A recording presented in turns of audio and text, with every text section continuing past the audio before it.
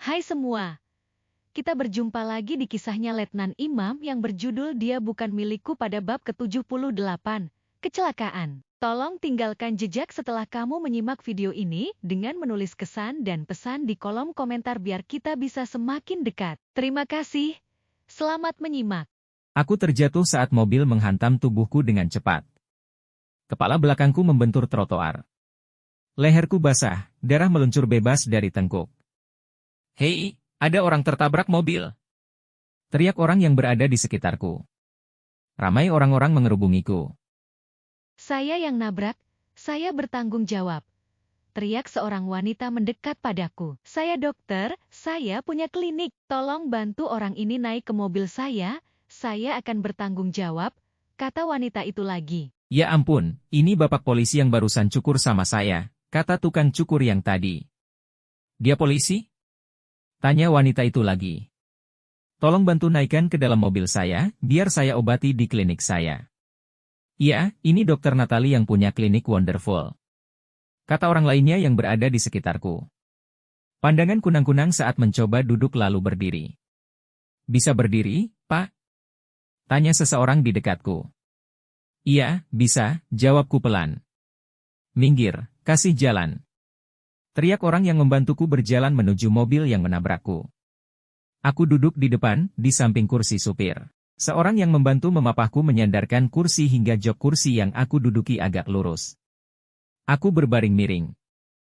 Kan lukanya dengan ini, wanita yang menabrakku memberi sebuah kain tebal lalu menempelkan pada tengkuk yang mengeluarkan darah. Bisa bawa mobil gak sih? Bentak seseorang pada wanita yang menabrakku. Iya, bisa. Tapi tolong jangan bikin saya gugup, jawab wanita yang mengaku dokter itu. Akhirnya mobil berjalan meninggalkan tempat kejadian. Maaf ya, saya tadi gak sengaja. Maksudnya saya mau maju untuk parkir, tapi malah lupa, jadi mundur. Maaf ya, wanita itu menjelaskan padaku. Aku hanya diam mendengarkan penjelasannya. Saya dokter Natalie, pemilik klinik Wonderful. Nanti bapak saya obati di sana ya. Klinik Wonderful? Kok namanya aneh, tidak seperti nama klinik pada umumnya. Kepalaku pusing sekali, kira-kira orang ini bohong apa gak ya? Baju bagian belakangku sudah basah karena darah dari luka di tengkuk. Mobil terparkir di depan sebuah klinik. Tempat apa ini? Ini klinik kecantikan? Saya gak mau ke sini. Saya mau ke rumah sakit aja, tolakku. Pak, meski ini klinik kecantikan, saya punya peralatan untuk mengobati luka Bapak. Saya siap bertanggung jawab penuh. Mari ikut saya, ajak wanita itu.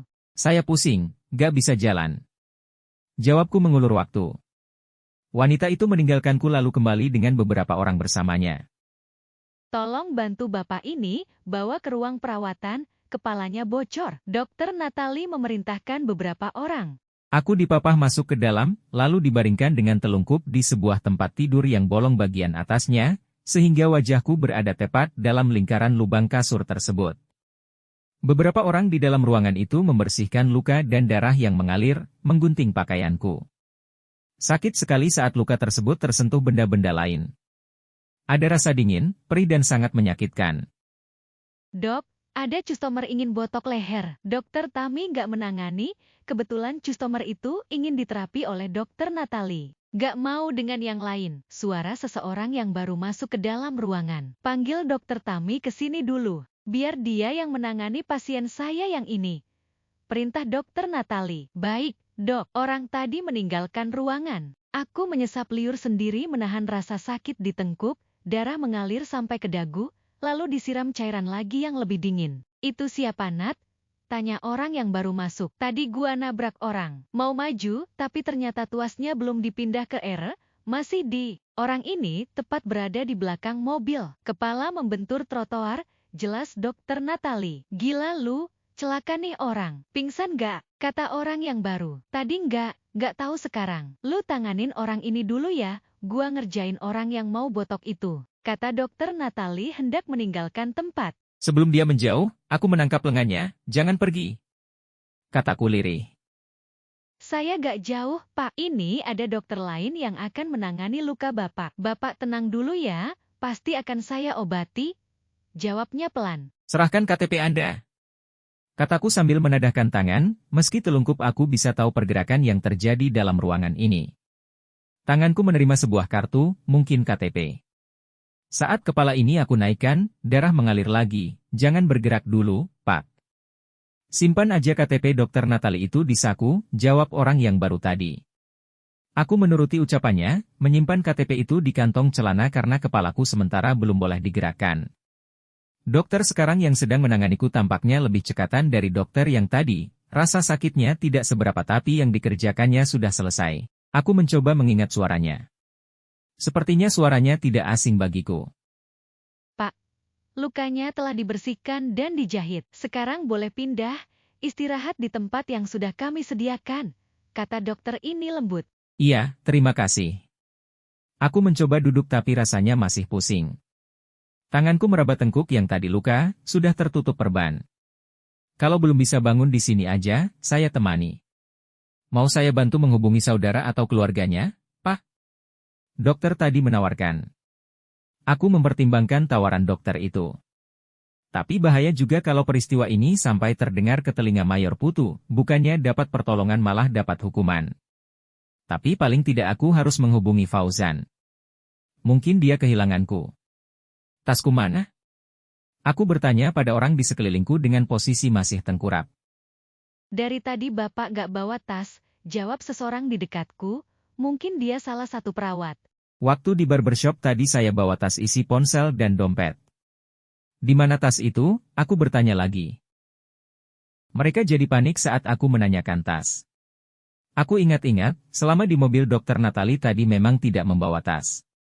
Tapi ketika keluar dari barbershop pasti aku bawa tas itu. Apakah ketika ramai orang membantuku tadi, ada yang merampas tasku? Jika itu benar terjadi, apes banget aku, gagal liburan, kecopetan tas, ketabrak mobil, diobatin di klinik kecantikan. Wah, lengkap sekali. Bapak ingat nomor ponsel sendiri? Tanya salah satu orang di ruangan ini, mungkin dia security. Iya, minta tolong nomor saya di telepon. Jawabku lalu menyebutkan nomor ponsel sendiri. Security itu menelpon ke nomorku, tapi ponsel non-aktif. Nomor lain yang bisa dihubungi ada, Pak? Tanya yang lain. Gak ingat, jawabku putus asa sambil menahan rasa sakit dan malu pastinya.